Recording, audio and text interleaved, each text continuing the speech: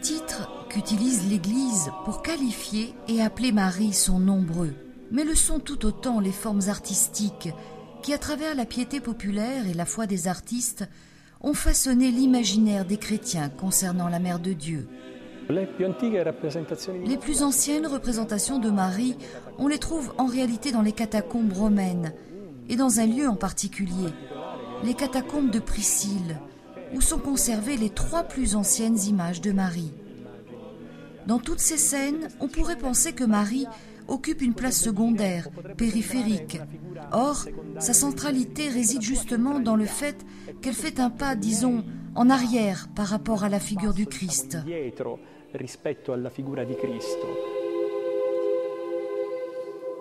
When we talk about icons in the Eastern tradition, we're always looking at it as a form of written prayer. For example, often her head will be inclined towards Christ, leading the eye to her Son and the Savior. She's really there to make us understand that she's a portal to a greater dimension beyond us. The coming of the Middle Ages brought a whole new series of images of Mary to the West, including the Nativity of Mary, the Dormition of Mary. We see a greater number of pictures of Mary as the mediator. And gradually from this interest in Mary's life, Mary's role, a new form of imagery will start to spring up little by little, which will be the imagery of the Immaculate Conception.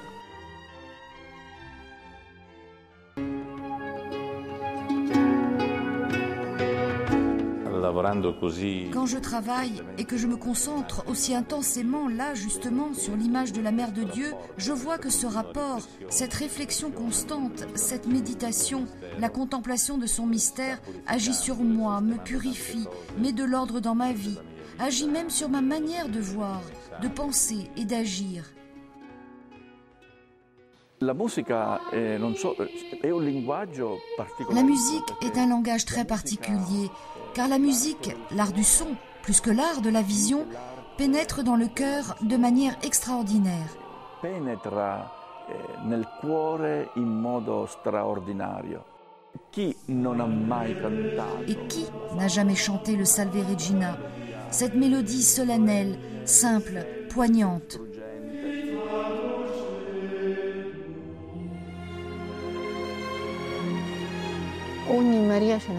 Au cinéma, chaque Marie révèle peut-être des aspects qui, mis ensemble sur une mosaïque, créeraient une Marie parfaite. Je pense à Marie dans le film de Zeffirelli, et puis à Marie dans le film de la Passion. Nous ne saurions ignorer cette mère souffrante qui accompagne son fils au calvaire d'une manière qui, sous certains aspects, je crois, est impressionnante, faite surtout de regards.